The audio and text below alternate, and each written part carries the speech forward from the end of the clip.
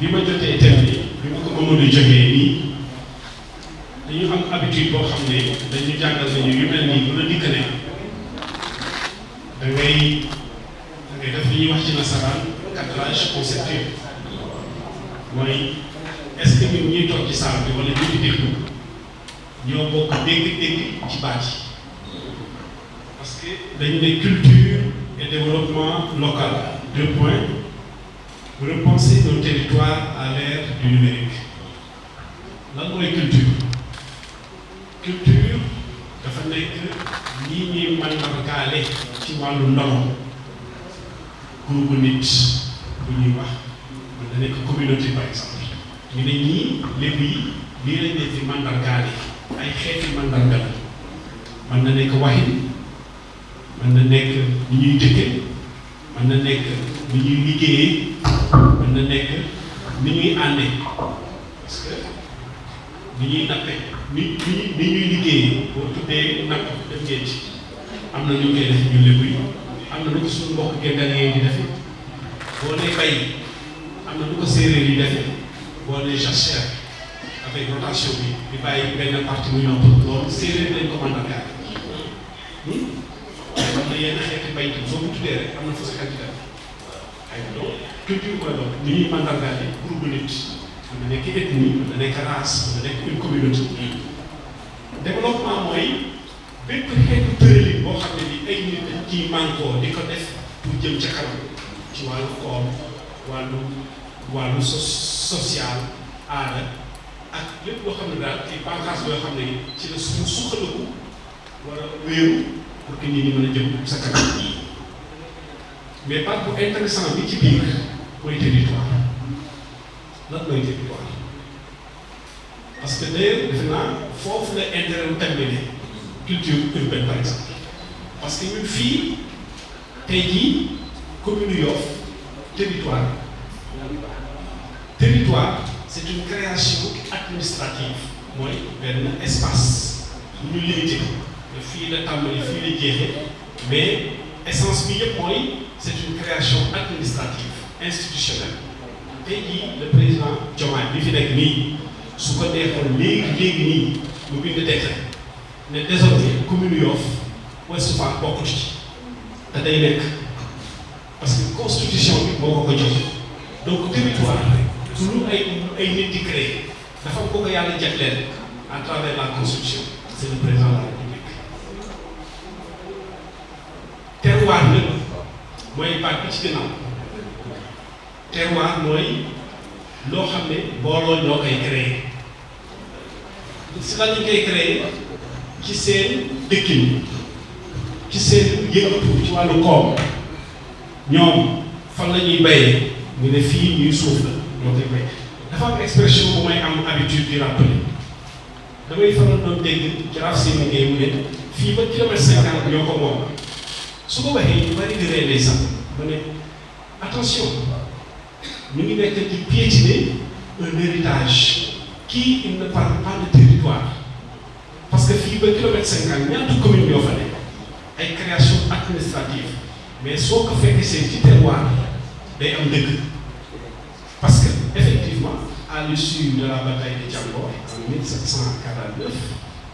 ci lii nga xam ne moom la ñu nettali te ñu bari jubboo ci mooy ba ñu dinaa utiliser baat boo xam ne bii peut-être ñoom Abraham bi ñu ko xam ba ñuy cowali Abraham ba ñuy cowalee jiital waa Kayoor day ñëw pour noter ba ñu demee ba kilomètre 50 fa lañ samp seen am xeej ne fii ñoo ko moom loolu dafa nekk un héritage mais il n'est pas dit que ñoom dañu ko dëkkee mais c'est benn espace la bu ñu conquérir parce que yeneen doon jéem a menacé dañ leen dàq ba foofa ñu samp seen am xeej loolu day bokk ci terroiru Yoff soo waxtaanee ñii féetee jëm mag ñu ne la dañ daan jóge fii di bay ay tool ba G2 ba PUB wëndeelu foofu dañ ko daan bay ay tool te lii ci def mooy utal nañ koy tur da ngay xool ci toponymie locale bi ñu ne la Junka ne la ñàpp si xalam ne la buy bopp ak ginnaaw buy bopp ak jigéen tubéy bukki seeni jommi na wameen xaas am seeni loolu ay tur la yoo xam ne tool yi nekkoon fii yëpp parce que xam nga bu ñu ñëwoon rek ne ñoo koy bay te ut nañu ay mandarga du dee xelum mais fu ñu la wax ne ñoo ko doon bay dañ lay wax naka lañ ko tuddee woon am de loolu mooy terroir nag ak territoire bokkul tey jii boo jëlee Yoff le village traditionnel les 7 quartiers traditionnels ak yi ci doon communauté ñoo ko créé am na nag quartier bu ci nekk koo xam ne kii moom moo ko jiite boo demee Juróowàll Ngenaat Tóngoor Njuufeen Ngapparu Mbéyeen yëpp ak nit moo ko créé mais ci ànd ci ak mbooloo loo gis mbooloo ma gis den ku ko jiite ñooñu ñoo mànkoo de seen bopp ay léegi muy 7 quartiers traditionnels mais tey jii ban culture mooy développé Yoff tey commune culture bii développé les 7 quartiers traditionnels c'est la culture lébu mais tey boo jàllee ci commune bi est-ce que c'est uniquement la culture lébu c'est vrai que la culture lébu domine mais bu buggee wax ci turu institution municipale bii nga xam ne moom la monsieur le maire Seydina Issa Laye Samb jiite alors là da ngay dugg dans une logique plurielle c'est là où le débat devient intéressant waaw c'est-à-dire il faut que ñun ñi nga xam ne parce que commune la bi di bâtir à partir d'un village culture boobu day nekk une culture plurielle heureusement que une association comme APEXI a pris les devants wane na benn exemple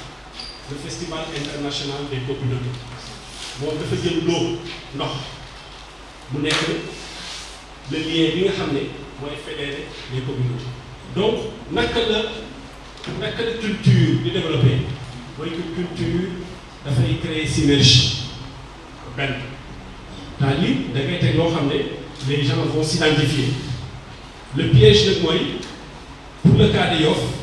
il faut que bu ñuy jàll ci commune bi que les Lébou soient assez indulgents ñu xam ne bu ñu nekkee ci 7 quartiers traditionnels bi ñoom essence bi ñoom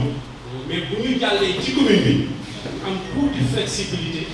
tijji quelques brèches may yeneen communauté minorité yi nga xam ne ce sont des minorités culturelles yi fi nekk ñoo bokk ci léegi lan mooy rôle culture mooy dafay créer une identité parce que dañ ne benn say gis ngeen keroog bii Sénégal di jouer Coupe d'Afrique saa ñu wax que képp koo xam ne kii Sénégal la dem nga jëndi mbéy kii jënd na drapeau kii peinture na kanamam kii samp na drapeau ci kër gi yëpp doon ñaan te pourtant président joxewul décret di ñaan leen am ne pourquoi parce que ñun ñëpp ñoo nangu ne ay Sénégalais ñun ñëpp ñoo bëggoon ñu gagné et pourtant bu ñu gagné récompense yi yemul am ne dalal nañ jour yi jox nañ ay médailles jox nañ leen xaalis est-ce que jox nañ ay yaram déedéet mais pourtant mbégte may am moom la am c'est parce que foofu dafa nangu ne ñun ay Sénégalais lañu dañu gis suñu bopp ci Sénégal loolu mooy rôle culture loolu lañ koy dégg moo tax léeg-léeg am na luy faral di am ci état yi wala ci municipalité yi bu ñu amee ay difficultés financières budget culture la ñu ci dakk loolu erreur bu rëy au contraire bu ressources yi néewee xaalis dañ koy demee ci ressources humaines yi mooy nga fexe ba yee sentiment d'appartenance boobu nekk ci doomu aadama yëpp ñu xam ne ñoo bokk bu ñu bokkee bu ñu nangoo nañu bokk dañuy mënalante yu bari culture loolu lay jël ñun nga xam mooy kan nga xam yaay kan ñu xam li ñu boole bu ñu xamee li ñu boole dinañ mën a ànd ci muñalante xoolal tey bokk na ci li ñu bloqué en Afrique ñàkk muñalante te du ma dem fenn Sénégal lay njëkkee xool leen Sénégal à tous les niveaux depuis ci kër ga ba sa kaw ci état ku nekk yaa ngi xool sa morom comme koo xam ne kii yaa ngi ko poñe mun nga poñe mais dans ces conditions on ne peut pas travailler culture nag day apaiser da lay xamal yow yaay kan Yaxya mooy kan ngeen xam li ngeen bokk nga mën ko muñal mu mën ko muñal ngeen nangoo ànd liggéey parce que am na lu ngeen jàpp ne yéen ko bokk foofu la yem ni ànd tam ñu gën a ci man kay balaa ngay jël micro bi dama bëgg day à l'ère du numérique comme on dit bu ñu nekkee si ère numérique bi est-ce que sentir ne day renforcer à faire perdre la culture. Déedéet je l'ai déjà dit je pense dans une activité de calcul parce que bu ñu nekkee ci culture urbaine maintenant foofu la numérique bi gën a mën a gaaw a duggee xale yi yàlla def na ñoom am na si ñoom dañuy leen tuddee ay créateurs de contenu. Parce qu'il y a deux choses. Le fait que nous maîtriser l'outil numérique, de maîtriser l'application, mais nous avons une capacité de créer un contenu. Je pense qu'il faut le lier. Parce que les gens ont un filtre. Les gens qui sont numériques, le filtre est de l'autre.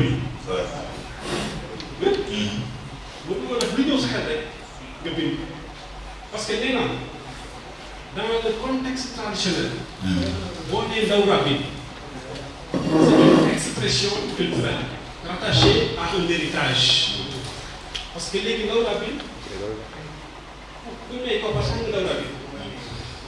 alors que dans le passé, il y a un moment où il y a avec le système de gouvernance traditionnel. Baouna, à mon tout. Mais les gens, nous avons le moment solennel, nous avons une autorité. Moi, je suis pour que nous content,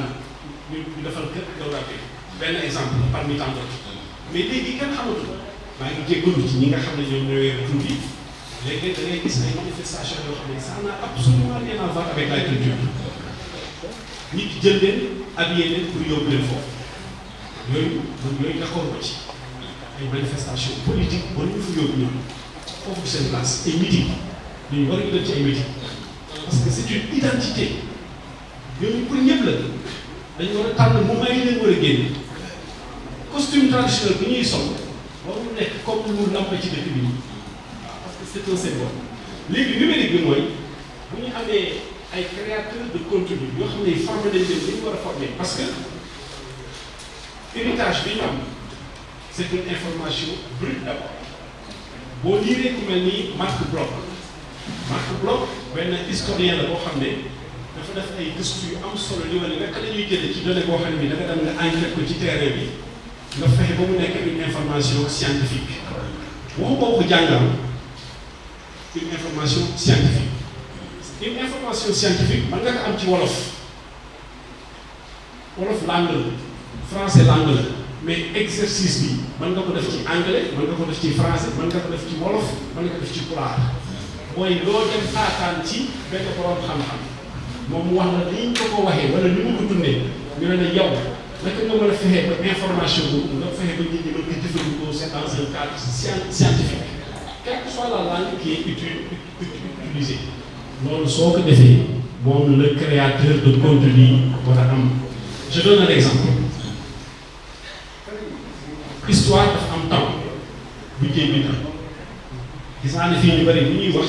dañuy affirmer avec l'indicatif alors que le temps de l'histoire c'est le conditionnel. Je crois que c'est au contrôle du doyen ñun bu ñuy bind ci histoire maam nee na kon dëgg la non dëgg la dans le contexte ci biir dégg mais boo war a bind pour ñëpp dégg la parce que information boobu la sama am jox jamono ngi ñëw day évoluer pour protéger. Li nga xam ne moom ngay bind tey ak li di ñëw ñu ne le temps de l'histoire c'est le conditionnel dañ koy bind au conditionnel. Macha Allah am na solo soo ko defee ba contenu baax le support numérique est là nga xool cible bi kan am na ay kii yu bari xale yaa ko gëm ni mais pour man cible bu ne am na message bu war a dem ci waaw mën nga jëlee benn information ci par exemple la création des quartiers de Yoff Séga am na nu mu koy dundee. Parce que tey jii bu ñu la création des quartiers de Yoff ñëpp xam nañ ne quartier bu ne am na couleur moom Seck bu ciy liggéey mën na def à partir des couleurs parce que bu defee jaune noir ñu bari seen xel ci Ngaparou lay dem am net bu defee vert blanc ñu bari seen xel ci Tongoor lay dem bu defee bleu blanc ñëpp bari ci Mégagne lay dem moom en tant que créateur design am na lu mu ko mën am net mais am na yenn symbole yi boo waxee maam Dawur Mbaye ñu bari la parole la ñuy xalaat xam ne boo nee maam Ngal Diagne ñu bari Tongo lañu xalaat kii nga xam ne moom mooy BMG moom moo ko jaaree foofu fii muy waxee ne fa lu neex jaar la lu neex lekk bon mais wax boobu c'est très sage am ne là il a utilisé le parler léegi gis nga ni mu ko limee yow boo déggee léegi boo ko déggee foog nga taxaw ne kii kan la am ne donc le produit est là ñoom créateurs yi ñoo war a xool objet bi cible bi nga xool noo koy façonné léegi nag avant loolu les créateurs de contenu ñoo war a filtrer ban information boo war a génn ak lan moo war a génn par exemple am na lu may faral di dégg léeg-léeg ci rab bi ñuy dénoncer le comportement des autorités coutumières attention au lieu nga koy dénoncer wax ñu nan la war a mel au lieu nga dugg dans la négation dañuy wax ne ak jaraaf nii la nii la mel bu ko defee ku mel noonu nga rectifier sa bopp mais boo ñëwee nga jël la négative la négation ngay dénoncer di joxe yaa ngi yàq parce que bu fàtte ne am na ñu lay dégg du ñu ay dégg mën nañ fa defee ne donc ñii si kër gi c'est pas vrai mais boo ñu waxee ne jaraaf dëgg-dëgg nii lay mel ndey ji réew dëgg-dëgg nii lay mel bu ko defee jaraaf bi nga xam ne am na point yoo xam ne dafa manqué ci moom dafay gaaw dabe pour mel noonu mais boo insister ci négation bi yaa ngi yàqaale te loolu donc tout est question de création de contenu ak mode d'expression numérique. macha allah rek ñu bari ko ñu jàng. merci beaucoup docteur. bu ngeen koy déggee ngeen xam. ñu ngi fi kon ñun bu ñu bëggee yem ci culture locale dañuy am problème ndax culture locale amoon nañu suñu cérémonie familiale ñoom d'abord ñëpp a ngi fi as dina yooyu yëpp ñoom si ngi fi lël yi ñu ngi fi lépp bien que loolu tey nag yëpp dafa soppee ndax lëlu démb ak lëlu tey xam naa du benn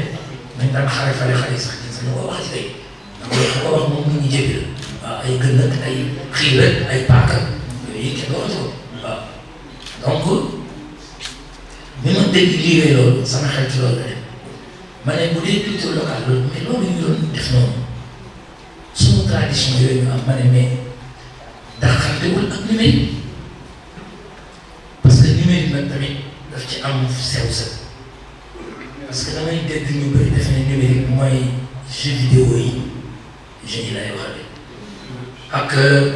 réseaux sociaux déedéet numérique c'est l'utilisation de tout objet technologique gis nga bouteille bi bu vide bi mën na contribuer ci numérique man utilisé naa ko plusieurs fois damay nekkee ci presse ci xeexu métti bi léeg-léeg nga gis journaliste bu jigéen bu daanu ñu ne sànni nañ lacrymogène bi ñu ne dafa asthmatique man je suis un asthmatique mais lii soo daggee fii ci kaw dindi kii bi dafa ko sa génne di respirer par la bouche expirer par le nez dafay nekk nébulisateur c'est un nébulisateur de fortune c'est un outil technologique boo demee tey ci àll bi ay en Bretagne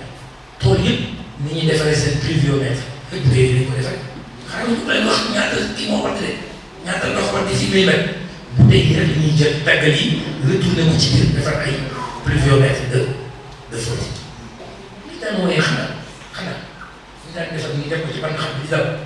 loolu moo leen mën la direction du vent li ma la ko yor lan mooy la direction du vent boole yi ñuy defar bu ko daan defar ki di ko def nga def ko ci kaw si dara moom mu vent bi nga xam fii vent bi jëm yooyu yëpp ay outils technologiques loolu yëpp nag dafa bokk ci mbir kon foog ñu xam ne ñu leen dafay yaatu du rek dañu jël sa portable jël sa lii ak yu mel noonu parce que bu dee rek li ñëw ci wàllu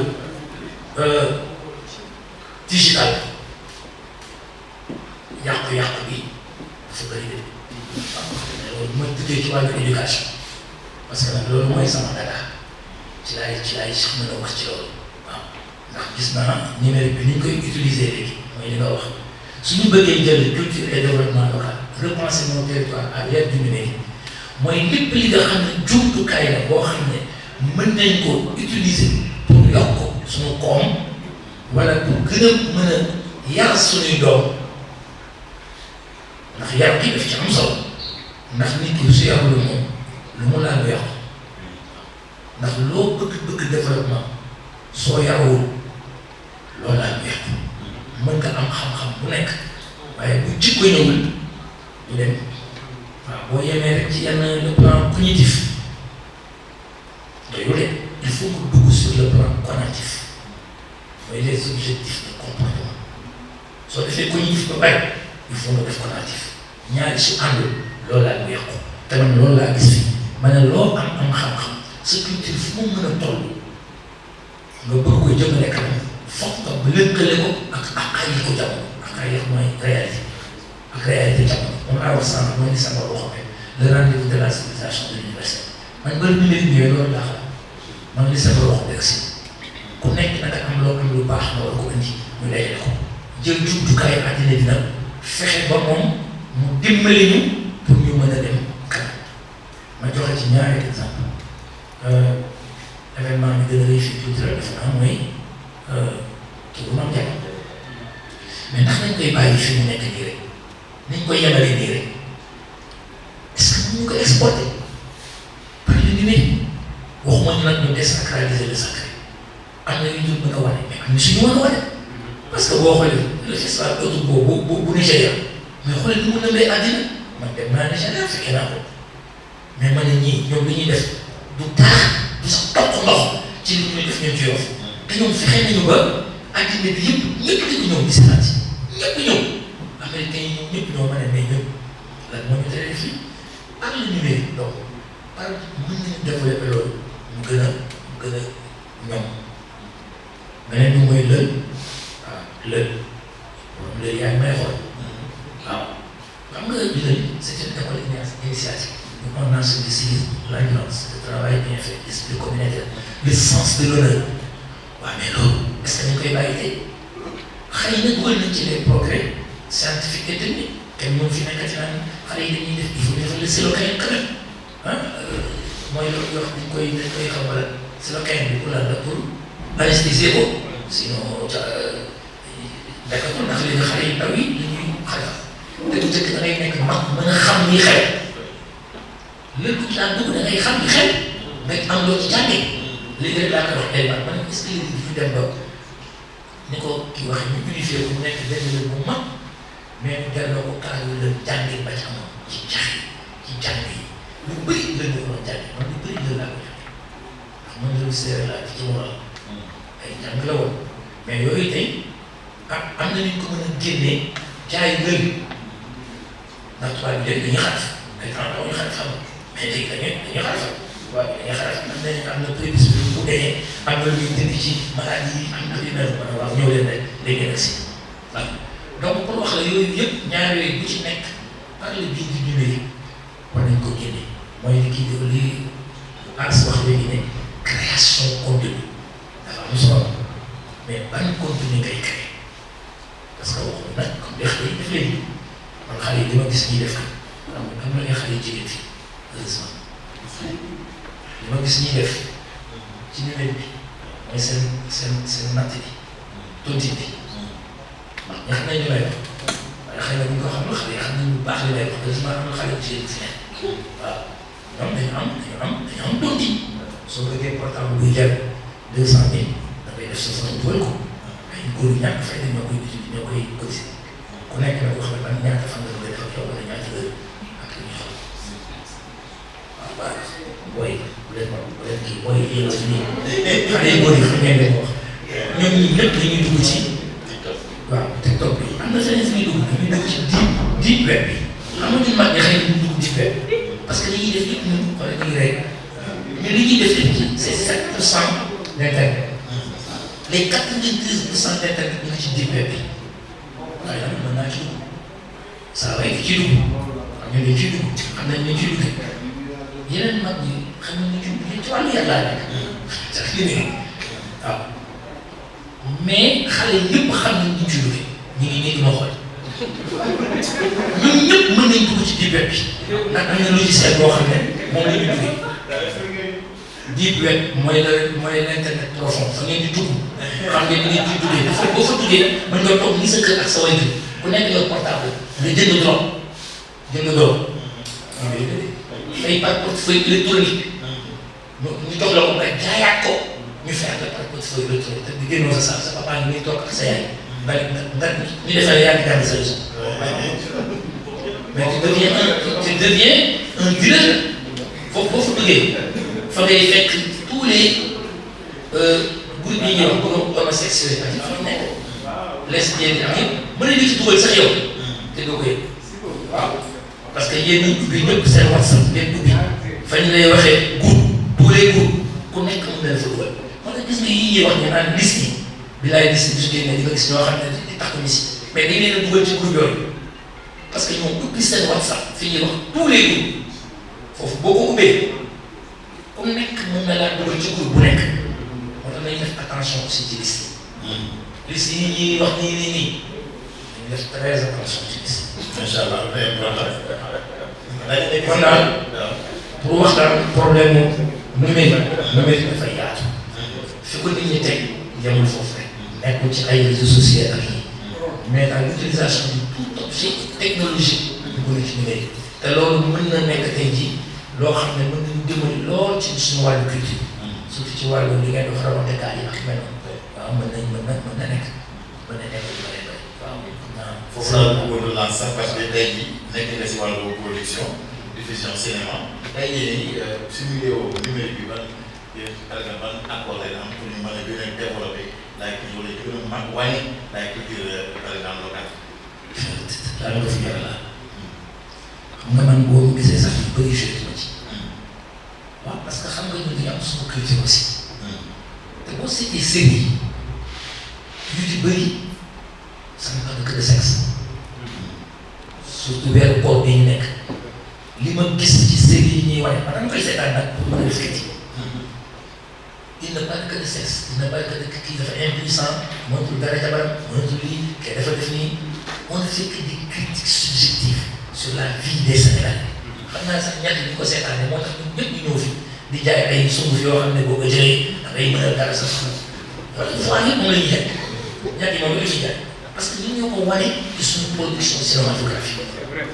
moo tax il faut qu'on fasse très attention ci production cinématographique léeg-léeg ñu woo nag ñu jox la benn wël mais da ngeen naan jox leen ma kii trame bi je lis toute la trame su ma ci gisee loo xam ne demul kër éducation bi bariwul ci wallaahi dugul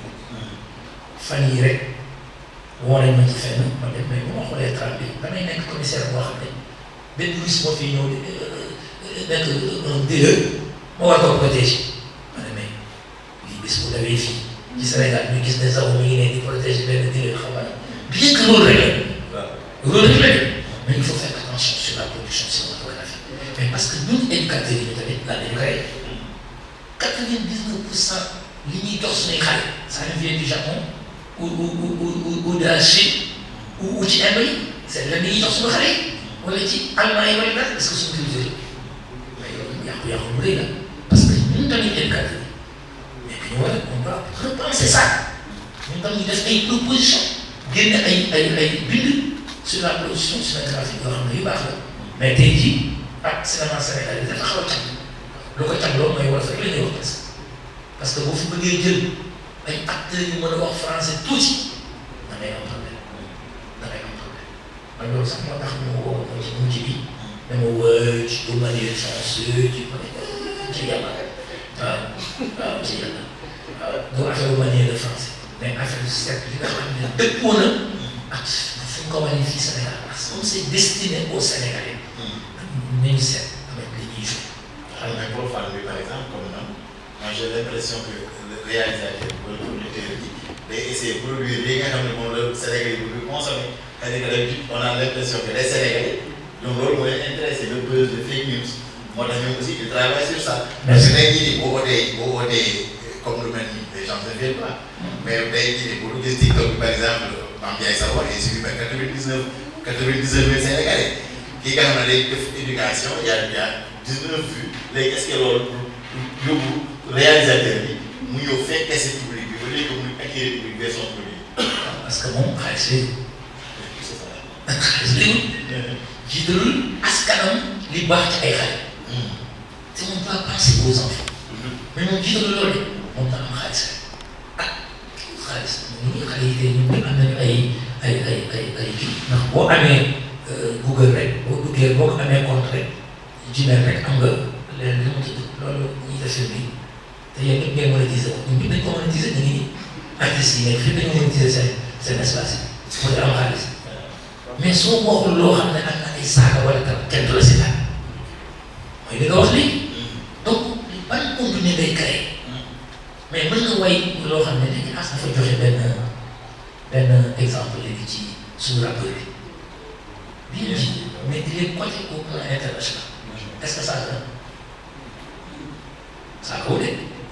31 décembre si ñaata rappeur yi fi ñu saaga ñaata ñuy fi ñu saaga am na koo xam ne créé loo fi ñu saaga xamul ne man dama di créé ba mu wàcce man mais dootoo fi mës a yëg parce que tu nous as insulté en créé bu dëgg la wala wala ñu saaga créé benn morceau saaga nañ fi boo mos bind à 9 fois te benn morceau pour jël 3 minutes ma ne ko problème kon pour wax la ne numérique baax na trop mais création contenu bi moo am solo su dëppoowul ak liy jëmale sa askan kanam te defe naa nag éducation c'est à la base de tout waaw c'est à la base de tout fi àddina bi toll français yi sax ñu ngi dellu ginnaaw américain yi sax ñu ngi dellu ginnaaw ma rappelé ne bi ñu defee loolu ñuy wax xale yi c'est des droits de l'enfant le Sénégal c'est le pays cinquième pays au monde à avoir ratifié la convention mais américain yi ba léegi ratifié wu ko ñu ne mukk ñun ñu sunu société mel ñu ngi ko fi ratifié xale yi toj fii mais ñun gis nga Sénégal ba ñu ay gens yu ëppaliste dafa ñëw rek ay je me rappelle parce que ñu fi andiwoon dañ ko ko largé na ko rek ñu woo ñu def ay feu à Gorée ak yu mel noonu. ñu bokkoon naa si beneen tubaab bi. macha allah américain yi ñëw. merci. dootul nekk aspect prêt-à-porter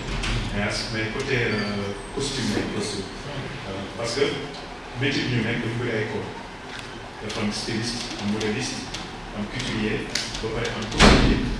te costumier bi moom mooy customiser exemple bi ñu doon def benn bi ñu doon rendre hommage la culture costumier bi moom mooy ñëw déguisé acteur bi kii bëgg mu duróo benn comme genre yor profil jaraaf wala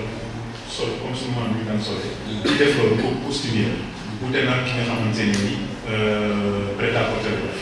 boo xamante ne mooy ñooy costume africain ay chemise ay comment dire ay tailleur ay styliste ay modéliste ñun ay tenues régulières lañu tey mais après tamit fenn lañu mën a rendre hommage suñu culture en tant que styliste si couleur yi lay nekk si finition yi lay nekk si détails yi lay nekk détails yi dañ koy jëlee si côté bi yëpp parce que bu fekkee rek ñu teg tenue jaraaf rek loolu nekkatul tenue régulier nekkatul tenue de vie nekkatul prêt-à-porter loolu déguisement mënoo ko sotti chaque jour si benn thème la koy sol rek après ren delluwaat tey boo xoolee ñi def haute couture parce que liggéey bi dafa haute couture aussi tamit en prêt-à-porter de luxe am nga def haute couture tenue la boo xamante ne benn pièce lay nekk maison de couture moo fay ñëw te du benn maison kese moo fay ñëw ay maison ñoo fay ñëw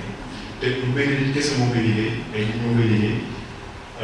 te du benn moment rek lañ koy liggéey ak nañ koy liggéey def ba def 2 ans léegi tenue boobu bu paree nit moo koy sol benn événement gis nañ koy sol moo war a américain dañ ko utal benn événement spécial mooy Met Gala bi ñuy dégg Met Gala dañ créé benn espace boo xamante ne nii dañuy permettre styliste yi maison de culture yu mag yi di wane foofu noonu seen xam-xam léegi tenue yooyu noonu bu ñu fa liggéey yëpp ay tenue yoo xam ne ay pièces uniques lay nekk tissu bi pièce unique lay nekk wuñ bi pièce unique lay nekk ba même bu ñu si utiliser perle soit day nekk cristal original wala mu nekk jamono yooyu noonu yëpp bu pare musée dañ koy yóbbu parce que tey tout tenue yu ñu mos a dañ koy def exposé ko si musée doo ko mën a jaay doo ko mën a utiliser si leneen tenue boobu noonu boo ko see bu sol ko benn yoon c'est fini dootuñu produire ak lu mel noonu dañuy jaar si ginnaaw ñooñu ay costumier léegi bi ñu demee ba benn instant ñu xam ne loolu noonu mënatul yokk maison de couture dañ dem créer prêt-à-porter de luxe prêt-à-porter de luxe wute na ak collection de chaîne mooy boutique bu styliste boo dugg di fa fekk pantalon di fa fekk chemise di fa fekk veste bu noir voilà yooyu c'est des trucs de chaîne yooyu ay mille si génn ay voilà mais bu fekkee peut être porte de luxe de édition limite lay nekk bu bëri 100 pièces lay nekk donc bu ñu ko liggéey ba pare aussi am na ay code connaisseurs yi ñoom dañuy ñëw jënd ko pare ñu jaay seen style boobu noonu ñu ko liggéey ñooñu loolu tamit dafay nekk en même temps si côté costume léegi noonu la ñuy wàcc tey jii tey en tant que tey man su ma demoon bay xaar di jël suñu culture di si liggéey ay détails nga si jël ay détails kese nga si jël yoo xamante ne ay rappel lay nekk en tant que nit boo ko gisee bu fekkee lépp nga boo xamante ne ni saa yaa ngi bàyyi xel sa culture boo ko gisee dina la frappé ba nga ne il faut nga jënd ko parce que am na benn détail bu si nekk boo xam ne dafay fàttali man fi mu jógee quoi d'habitude ñun noonu la ñuy xalaatee si suñu culture noonu la ñuy xalaatee si suñu cosaan pour mën a réaliser si suñu ay collection wala. mais romb naa la aussi su ma juumul nga utiliser un photographe professionnel par exemple pour immortaliser say œuvres. yow léegi yow donc réseaux sociaux yi ak numérique bi nan lay permettre nga valoriser sa liggéey. waaw réseaux sociaux yi dafa saa yu toll si benn dañ nekk si benn monde boo xamante ne benn porte la voilà amatul ay pàcc yu bëri quoi monde bi réseaux sociaux yi c'est-à-dire bu génn fii rek day àgg fay te réseau bi benn vitrine la boo xamante ne nii ñëpp ñoo si am accessible te li gën a garaaw si réseaux sociaux yi mooy hashtag moo nekk loo xamante ne nii boo ko defee boo ko utilisé si sa benn photo képp ku abonné wu si hashtag boobu noonu si monde bi yëpp da koy gis te benn phrase bu simple bu ndaw tey jii kàggu yi bu ñu amoon benn hashtag kàggu yi lépp lu ñu publié def hashtag kàggu yi képp kuy suivre kàggu yi si àdduna bi même boo ñëwul rek ñu ko publié di ko gis benn phrase bu simple bu ndaw sans compter ñi nga xam ne abonné wu nañ si yow abonné wu nañ si kenn donc ça veut dire réseaux sociaux yi intéressant tey si monde bi nekk nii moom boobu lañ toll tey jii dañ toll foo xamante ne nii soxlawuñu di jël suñu œuvre di ko yóbbu mën nañ toog fu ñu toog yóbbu mu dem au rang àdduna bi yëpp di ko gis foofu laa doon toog tey mënuñu avancer sans les réseaux il faut ñu utiliser suñu réseau pour ñu bëggee exposer suñu réseau mais dafa am aussi tamit ñu koy utiliser mooy tey en tant que Yoff il faut ñu essayer man sama gis-gis jéem a seet nan la ñu structurer suñu culture nan la ñu structurer culture bi pour suñu ay influenceurs pas bàyyi ay ñeneen jóge fi la nekk ay influenceurs Yoff mais ñun Yoff il faut ñu pour suñu ay influenceurs pour suñu ay ambassadeurs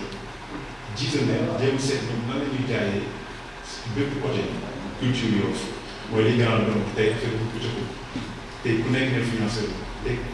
balaa ngay nekk influenceur il faut que am nga influenceur yow influenceur bi mais lan ngay influenceur lan ngay teg si table bi loo xamante ni influenceur bi di discussion loolu c'est important tey jii léegi ku nekk da ngay influenceur solo yow say dugub solo yow ñu ko bëgg te loolu dañuy temps structure xool naka lañuy créer influenceur bi deux fois ay influenceur bi ba nga xamante ne tey ñooñu ñooy jàllale message ñooy jàllale taaru lépp ñooy jàllale culture aussi te réseaux sociaux à travers réseau bi ak numérique bi est-ce que yow da ngay am des retours par exemple ñoo xam ne dañuy gis sa produit mu contacté la pour wax lii dañ ko war a changé lii ça ne va pas nii la ko war a defee. effectivement da nga koy gis mu bëri xam nga artiste dafa nekk koo xamante ni des fois ñun dañuy bàyyi suñu émotion bi ñu yóbbu suñu wër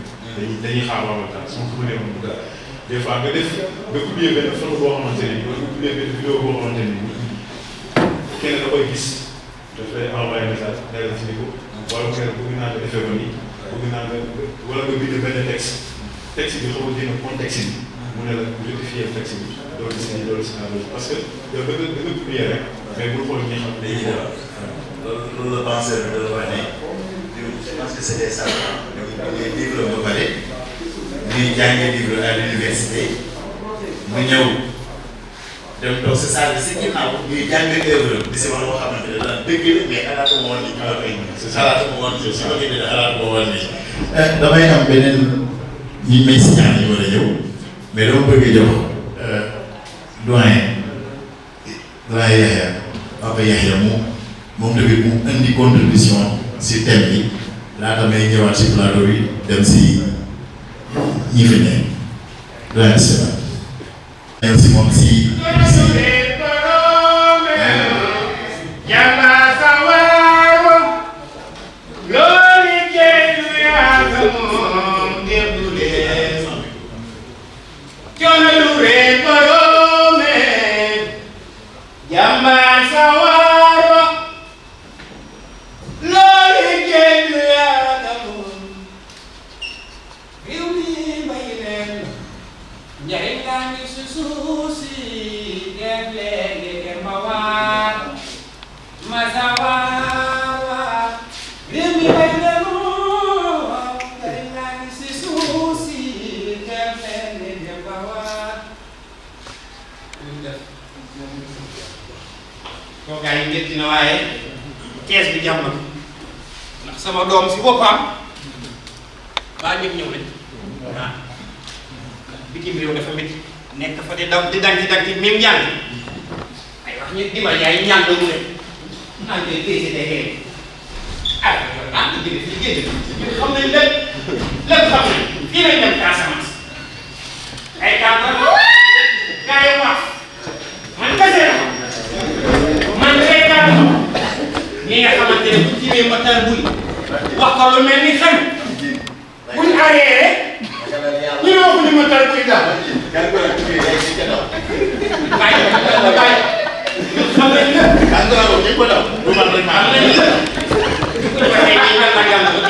Iliman Baye laa tudd daal doo gën a fii boo taxee wax ma daal waa mu fis ah yaa ngi ay woy sa woon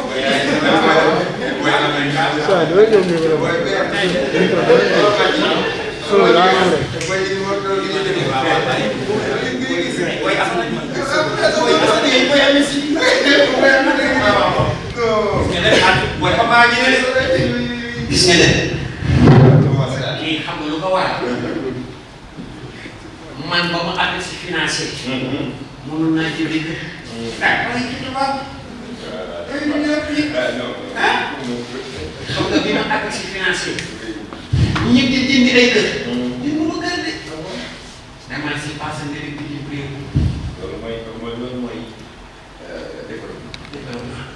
mu ngi ay am nga say lijaasa am nga say entreprise am nga sa lépp bu fekkoon dama jënd kër tey jii doo dégg waaye su dee gaa yëpp jox nañ day xam bàyyi ñu wan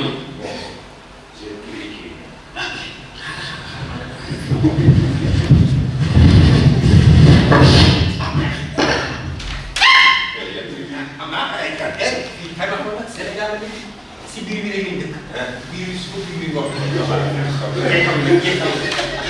jeexal na kees bii nga dem bourse yóbbu fii réew mi toog man bourse bi su ma mayoo tuuti dugub yi man kii man may jël laay ngay la kii man may bourse bi jaraloon na ko lu ne te ko loolu xëccoo ma ay ñoom man si ñëpp xëccoo ay ñoom aas ñëpp doon na xëccoo ma ne man bourse bi ma xam li ma xam rek waaye yow man kii Alpha Diop ginnaaw bi fi tukkee doon na fi directeur école waaye loolu léegi sax bu bëri bi bëri mu wóor ah ñu si suuf naaj bi kaa daan ñëwee Casamance léegi directeur école la léegi bu ma rombee di ma ñaax jàngale may ñëw danaa continuer waaye yooyu yëpp ma ànd ak yàlla maa ngi ànd ak yàlla rek mun nga xam ne bis bii mu xiif ëllëg di nga rek bi may dem boo yi yëpp samay frère lay ko wallaay ma ñëw mais xam nga loolu man ma koy njàngam ne gis nga Sénégal nii boo jàngul ndax dara raatu oh man ni ma yor loo ne ak ni fi jóge déggoo daal léegi dégg nga léegi damay wax dégg nga chinois oui wala ñoom ay booy jàll ni ñoom booy jàll dégguñu olof fu ñuy dégg na nga ñi nañ na ngeen bàyyi woon rek dara dara soppeeku te léegi man sa bay saa damay faral di làkk ay anglais non voilà nee ma xawaay yu waaye fay waay what's your name that is my income bii ay kii daal skit you how people mooy man gis nga nag ah tegal kaas bi nii ah ci tubaab moom daal gis nga tubaab xàmmewul bàyyi xàmmewul dara def na ma war a am rek mu ne ko def na ma war a am rek Et attends. ah sa xarit yaa ngi nii. Oui. ñii nga fooroon loolu de. wala nee xool. nga dem dëkk ay Almadies ay waay defoo ko. yaa ngi conseil bi si dëkk bi. Sama boy la. wallaay wallaay. Mon frère, oui. D'après ce que tu écris, oui. Je souviens que la Pepsi, c'est dans la tête. C'est tête de la liste.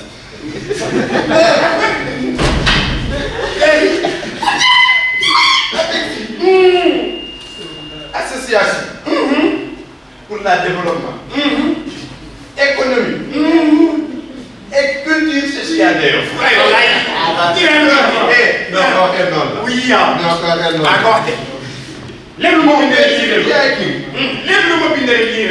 je te souviens, hein, je te souviens très bien. Vamos. Batana, ce que tu as écrit, oui, ce que tu sais où, oui. Apex, oui. Ligue ou Daration. Mani. Pourquoi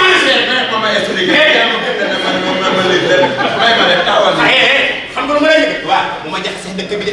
doo liggéey bitim réew bëgg maa jaxasee waa dëkk bi. Alpha kii la bind. man xam naa dina avec seen liggéeyu de. Defu fi dara lii la Apex defu fi dara. Il n'a pas contribué dans yow ici.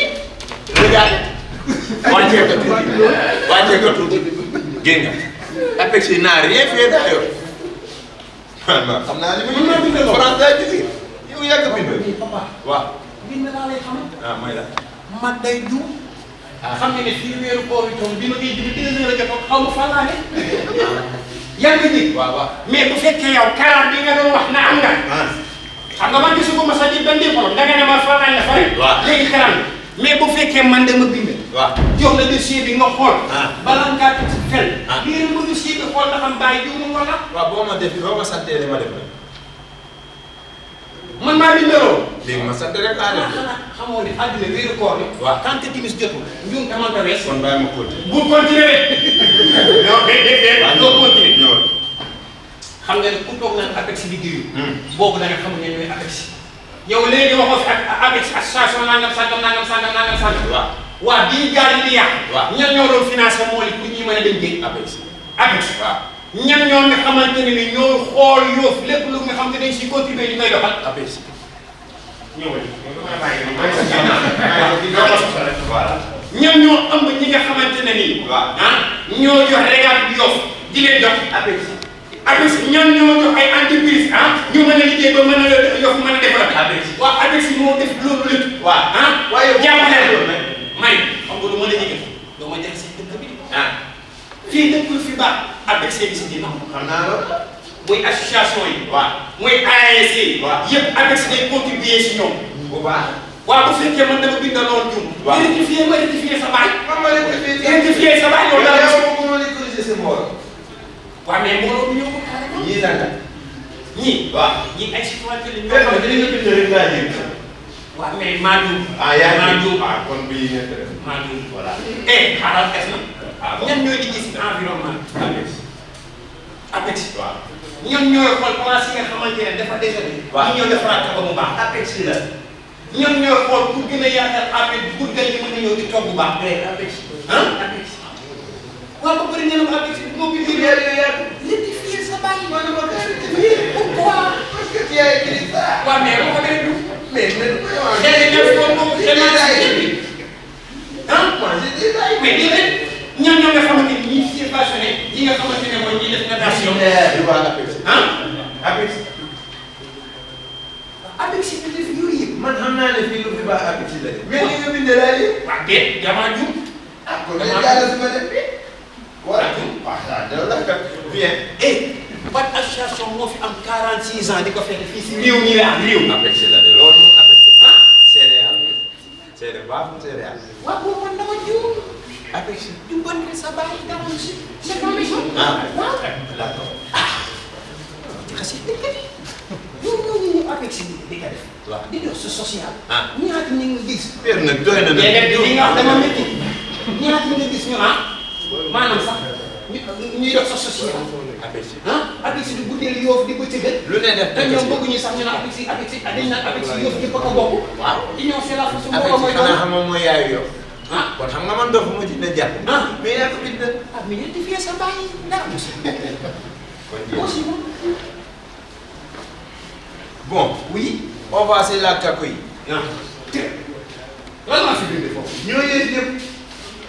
loolu bindal ñoo yées ñëpp. defuñu fi tous mu ngi nii. kako yi defu fi tous. côté ba la moo nekk nii. lii yëpp yaa ngi bind suñu defuñu fi dara ba dara booloo ji ñoom sax ñu avec see leen gën. xanaa xamoo ni àddina weeru koor la. ah. tant que timis jot njuum te moom tamit. perte nga koor de. damaa juum tiil lan laa bind si waa nee nga coquille bi. waaw deful li dara. wax ah. damaa juum ñoom ñoo bëgg ak si yoof yëpp fédéré di bokkandoo fenn fu ñuy répétandoo wala fu ñuy génne si émission. ñoo ko def. waaw ñoom ñoo nga xamante ne nii bu école di waaj ba tëj bay waaj a ubbi. ñu def wax seen mouvement di fa balee xapenti. ñoom waa kako yi. waaw bu fekkee da nga taxaw ne man ñooñu def ma fi dara doon juumoo. waaw bu fekkee da nga taxaw ni ma bindal ma loolu yow juumoo. di ko dee sa bàyyi. àddina weeru koor la tànn ci jot ñu demoon ba wees. mais yow li ma sant rek laa bind. waa déedéet mais yow. ana sa intelligence. muy français waaye. boo ñëw andi woo dara.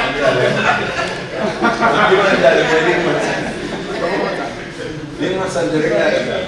daa ñu dellu leen ca tool ya. ndeysaan bay leen. ndeysaan daa ñu dellu leen ndax réew mi jëm kanam. waay su bëggee naat dañuy teel a liggéey leen. daa ñu dellu leen ndax réew mi jëm kanam. far yaa ñaaro gay naa ko daan jël duñ ko wayal ko yow duñ ko wayal ko ñëw. la jojo kuri jojo baan sal Fatime kenn ma samba yaa si mbir jam ko du sambay mbarge jojo maay saa xalat ko jojo ma de sa getu waaye jaalo jaalo farma jubbe ay banna jaalo Fatma Jo ay ma ñaan ngay man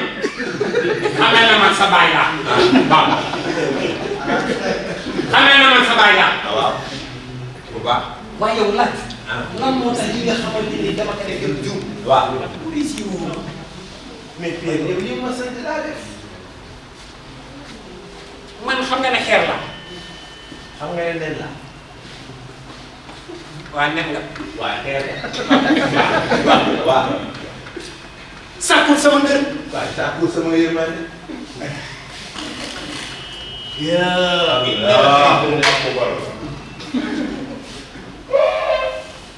ma da ngay wan ne lii mag bi ah da ngay wan ne léegi yaa sama papa.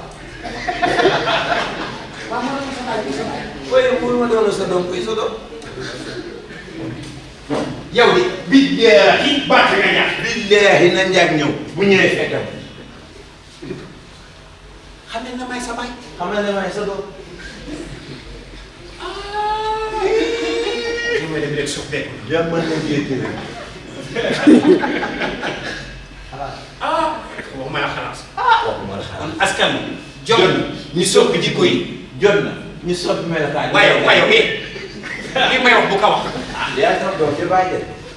askan wi jot na ñu soppi jikko yi jot na ñu soppi melokaan yi ak doxalin bi suñu mbooloo wee doon benn lépp luñ song rek daan ma bouse sera la bouse des malheurs qui écoutent et ma foi La liberté d'expression de ceux qui s'affectent au casse du désespoir. lii maa ko jëlee France.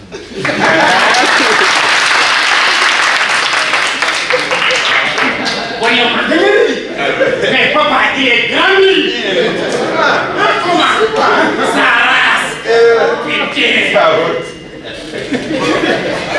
gis na de bu ñu nee naa si waaye di doon servi di développement loolu si ñu kan askan taataane ci leen ndaw ndax yow di toll foo xam si fukk ñaar fukk bàyyi ñeent fukki nit fu ñuy daje xëy na seen loolu foo yëg bokk ñu ngi yëbaa sa bopp ñu ne ndaw sàkkul xam-xam jëriñ sa bopp daf ñuy si réew ndax xam-xam lu mu ndaw ndaw ndaw jëriñ borom jeunesse yaa yaakaaru réew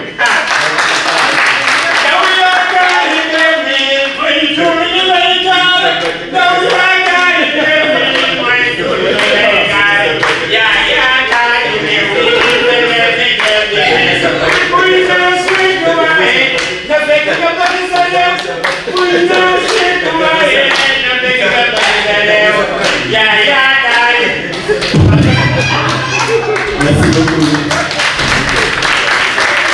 Merci beaucoup.